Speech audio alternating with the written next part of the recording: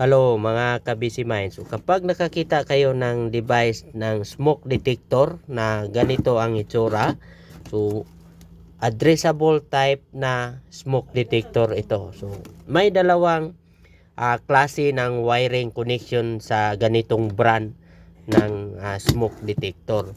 Conventional at saka addressable. So ang conventional wiring connection ng brand ng device na ito ay ito yung diagram niya. So sa terminal 1, yan makikita natin yan, may number yan. So terminal 1 ay positive. Terminal 3 naman ay negative. So sa terminal 4, yan yung negative na cable na out papunta sa susunod na device. Yung terminal 2, ginagamit yan sa remote indicator. Yung light indicator na nakakunik sa device sa above ceiling para malaman natin na mag-alarm yung device, iilaw dito. So yung terminal 2, negatives na terminal ng lead indicator. Yung terminal 1 ay positive ng lead indicator para mag-blink ito kapag naka-active alarm. So ganyan ang wiring connection kapag conventional. Kapag addressable naman, may dalawang wiring connection din. With isolator or without isolator. Sa with isolator, ang wiring connection yan ay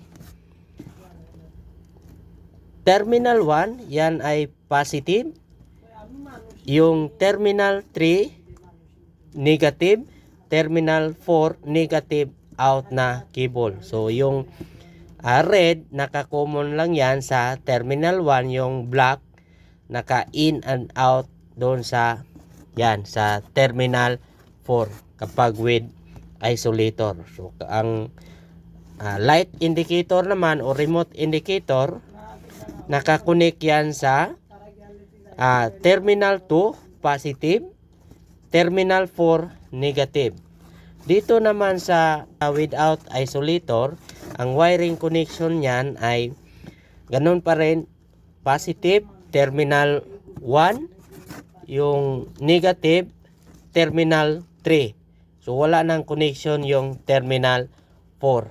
Para lang ito sa with isolator. Kapag walang isolator, i-couple lang natin yung dalawang black dito sa red.